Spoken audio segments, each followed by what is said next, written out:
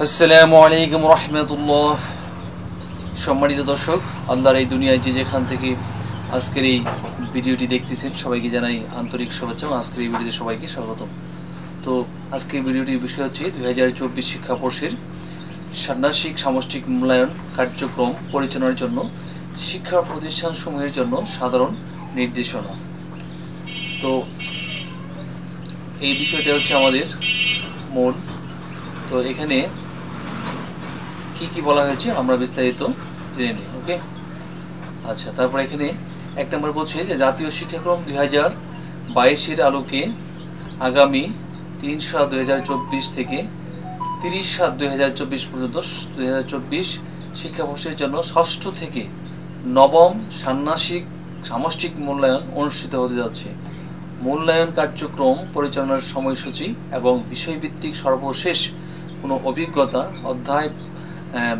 অধ্যায় পর্যন্ত ষান্মাসিক সামষ্টিক মূল্যায়নের আওতায় আসবে তা ইতিমধ্যে প্রেরণ করা হয়েছে। ষান্মাসিক সামষ্টিক মূল্যায়ন কার্যক্রম শুরুর পূর্বেই আগামী 3/7/2024 তারিখের মধ্যে সম্পাদিত সকল বিষয়ের শিখন অভিজ্ঞতার পারদর্শিতার নির্দেশকসমূহ নৈপুণ্য অ্যাপে ইনপুট দিতে হবে। মূল্যায়ন কার্যক্রম চলাকালীন অথবা 3/7/2024 থেকে 30/7/2024 পর্যন্ত নির্দিষ্ট দিবসে মূল্যায়ন কার্যক্রম ব্যতীত ষষ্ঠ থেকে নবম শ্রেণীর কোনো শ্রেণী কার্যক্রম পরিচালনা করা যাবে না। প্রেরিত সময়সূচি অনুসারে নির্ধারিত দিনে একটি বিষয়েরই মূল্যায়ন অনুষ্ঠিত হবে, অর্থাৎ নির্ধারিত বিষয়ের মূল্যায়ন কার্যক্রম নির্ধারিত দিনেই শেষ করতে হবে। পূর্বের ন্যায় কোনো শ্রেণীর একটি বিষয়ের মূল্যায়ন কার্যক্রম একাধিক দিনে সম্পন্ন করা যাবে না। 5 হচ্ছে বিষয়ভিত্তিক মূল্যায়ন কার্যক্রম নির্ধারিত দিনে সর্বোচ্চ 5 ঘন্টার মধ্যে সম্পন্ন করতে হবে। তবে মূল্যায়ন কার্যক্রমের উপর নির্ভর করে একটি মধ্যবর্তী বিরতি দেওয়া যেতে পারে। 6 হচ্ছে মূল্যায়ন কার্যক্রম হাতে কলমে কার্যক্রম ভিত্তিক লিখিত অংশ উভয় ধরনের কার্যক্রম আছে। হাতে কলমে কাজের জন্য প্রয়োজনীয় উপকরণ, লিখিত অংশের জন্য প্রয়োজনীয় খাতা শিক্ষা প্রতিষ্ঠান কর্তৃক সরবরাহ করতে হবে। বিষয়ভিত্তিক মূল্যায়নে উপকরণের চৈচিত্র রয়েছে, যা বিস্তারিত মূল্যায়ন নির্দেশিকায় উল্লেখ করা যাবে। মূল্যায়ন কার্যক্রম পরিচালনার জন্য শিক্ষা প্রতিষ্ঠান কর্তৃক উপকরণ সরবরাহের জন্য সাধারণ নির্দেশনা সমূহ নিম্নরূপ। হাতে কলমে কাজ মূল্যায়ন কার্যক্রম হাতে কলমে কাজ শিক্ষার্থী সংখ্যা বিবেচনায় পোস্টার তৈরির জন্য সাদা রঙিন কাগজ, সাইন পেন, তারপর হচ্ছে কাঁচি, আঠা বা গাম ইত্যাদি। লিখিত অংশ 16 পাতার খাতা, প্রয়োজন অতিরিক্ত খাতা সরবরাহ করতে হবে। মূল্যায়নপত্র সরবরাহিত মূল্যায়নপত্র থেকে শিক্ষার্থীর নির্দেশনা ও মূল্যায়ন প্রশ্নপত্র অংশটি ফটোকপি করে সকল শিক্ষার্থীদের সরবরাহ করতে হবে। 8 হচ্ছে উপকরণ সরবরাহের ক্ষেত্রে মনে রাখতে হবে কোনো উপকরণের যেন ব্যয়বহুল না হয়। রিসাইকেল, রিইউজ ও আপসাইকেল উপকরণ ব্যবহার করতে হবে। অভিভাবক বা শিক্ষার্থীকে উপকরণ সরবরাহের জন্য কোনো নির্দেশনা প্রদান করা যাবে না।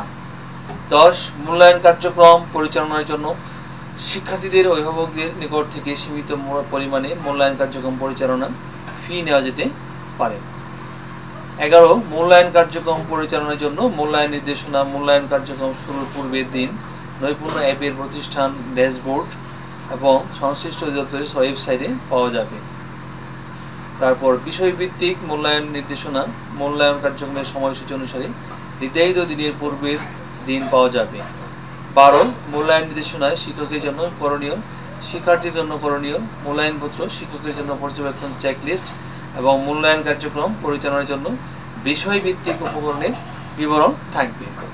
13 ষান্মাসিক সামষ্টিক মূল্যায়ন কার্যক্রম পরিচালনা শেষে শিক্ষার্থী অর্জিত পারদর্শিতার রেকর্ডের ভিত্তিতে নৈপুণ্য অ্যাপে পারদর্শিতার নির্দেশক পিআই নির্দিষ্ট সময়ের মধ্যে ইনপুট দিতে হবে। তো এই 13টা নির্দেশনা দেওয়া হয়েছে। তো আশা করি বুঝতে পেরেছেন। তো সম্মানিত দর্শক, আজকে ভিডিওটিকে শেষ করছি। ভালো থাকবেন সবাই। যারা এই চ্যানেলটি সাবস্ক্রাইব করেননি প্লিজ চ্যানেল সাবস্ক্রাইব করে আমাদের সাথে যুক্ত হয়ে যান এবং পাশে থাকা বেল আইকনটি অল করে রাখুন, যে কোনো ভিডিও পাবলিশ করার সঙ্গে সঙ্গে নোটিফিকেশন সবার আগে আপনার কাছে পৌঁছে যায়। তো ভালো থাকবেন সবাই। আল্লাহ হাফিজ। আসসালামু আলাইকুম রহমতুল্লাহি ওয়া বারাকাতুহু।